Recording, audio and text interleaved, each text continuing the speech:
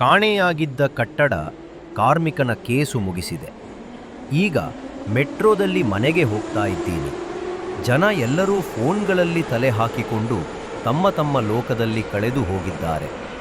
ಮೌನವಸ್ಥೆ ಎಲ್ಲರನ್ನೂ ಕಟ್ಟಿ ಹಾಕಿದಂತೆ ಇದೆ.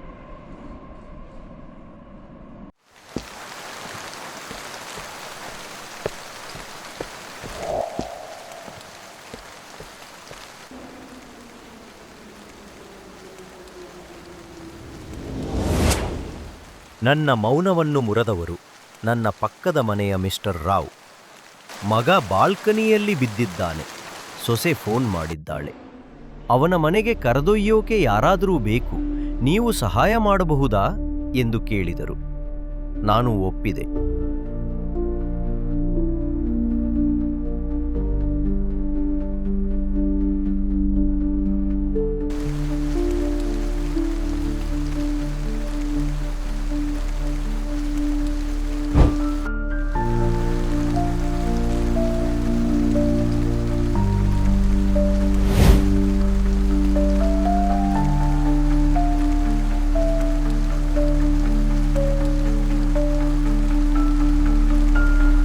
ಮಾನವ್ ರಾವ್ ಅವರ ಮಗನಿಗೆ ಹಾರ್ಟ್ ಸಮಸ್ಯೆ ಇತ್ತು. ಹೋರಾಟದ ಗುರುತುಗಳಿಲ್ಲ, ಸೂಜಿ ಚುಚ್ಚಿದ ಗುರುತು ಕೂಡ ಇಲ್ಲ. ರಾವ್ಗೂ ಪೋಸ್ಟ್ ಮಾರ್ಟಮ್ ಬೇಡವಂತೆ, so doctor declared it natural death. ಬಾಲ್ಕನಿಗೆ ಬಂದೆ. ಒಳಗೆ ಕಣ್ಣೀರಿನ ನಾಟಕ.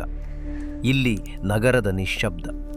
ಬದುಕು ಕ್ಷಣದಲ್ಲೇ ಮುಗಿಯುತ್ತದೆ, ಆದರೆ ಅದರ ನೆರಳು ಬಹಳ ಹೊತ್ತು ಉಳಿಯುತ್ತದೆ. ಅದು ಹಾದಿ ತೋರಿಸಿತು, ನಾನು ಹಿಂಬಾಲಿಸಿದೆ. ಮನುಷ್ಯನು ದ್ರೋಹಿಸುತ್ತಾನೆ, ನಾಟಕ ಮಾಡುತ್ತಾನೆ. ನಾಯಿ ಹಾಗಲ್ಲ.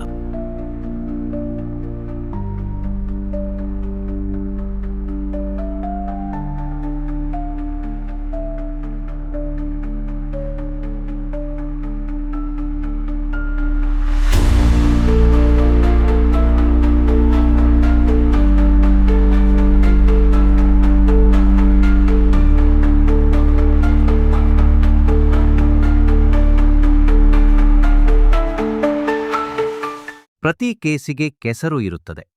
ಕೆಲವೊಮ್ಮೆ ಅದು ಮನುಷ್ಯರಲ್ಲಿ, ಕೆಲವೊಮ್ಮೆ ಕಸದ ಚೀಲದಲ್ಲಿ ಇರುತ್ತದೆ. ಡಿಟೆಕ್ಟಿವ್ ಕೆಲಸ ಹಿಂಬಾಲಿಸುವುದಲ್ಲ, ಕಾಯುವುದು. ಸಮಯ ಯಾವಾಗಲೂ ಮುಖವಾಡ ಕಳಚುತ್ತದೆ. ರಾವ್ ಮದ್ಯಪಾನ ನಡುವೆ ನಾಯಿಯ ನೆನಪು ಹೇಳುತ್ತಿದ್ದರು. ಮಾನವ್ ಫೋನ್ನಲ್ಲಿ ವಿಡಿಯೋ ತೋರಿಸಿದರು. ಅವರು ಪ್ರೀತಿಯನ್ನು ನೆನೆಸಿಕೊಂಡರು. ನಾನು ಸತ್ಯವನ್ನು ಹುಡುಕುತ್ತಿದ್ದೆನು.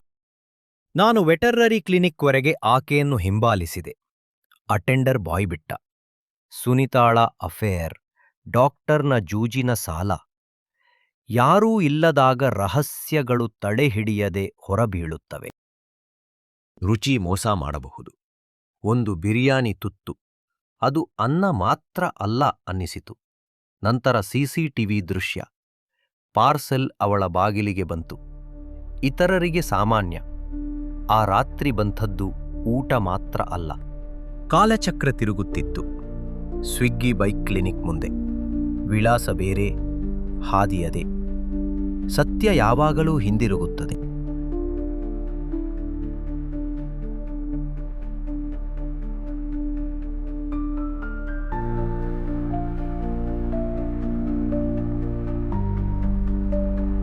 ಇದು ಸಣ್ಣ ವಿಷಯಗಳಿಂದ ಶುರುವಾಯಿತು ರಾವ್.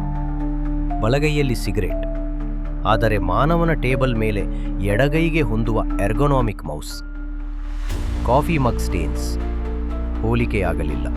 ಹಾಗೂ ಬಾಲ್ಕನಿಯಲ್ಲಿ ಅಸಹಜ ಸಾವು, ಸ್ಟೇಜ್ಡ್ ಮರ್ಡರ್. ವೆಟ್ಗೆ ಡೋಸ್ ಗೊತ್ತು. ಔಷಧಿ ಎಷ್ಟು ಕೊಟ್ರೆ ಗುಣ ಮಾಡುತ್ತದೆ, ಎಷ್ಟು ಕೊಟ್ರೆ ಸಾಯಿಸುತ್ತದೆ. ಸುನಿತಾಗೆ ಮಾತ್ರ ಮಾನವನ ಹೃದಯ ಪ್ರಾಬ್ಲಮ್, ಬ್ಲಡ್ ಪ್ರೆಷರ್ ವಿಷಯ ಗೊತ್ತು. ಇಬ್ಬರೂ ಸೇರಿ ಅವನ ಕೊನೆಯ ಊಟ ಕೊಟ್ಟದ್ದು.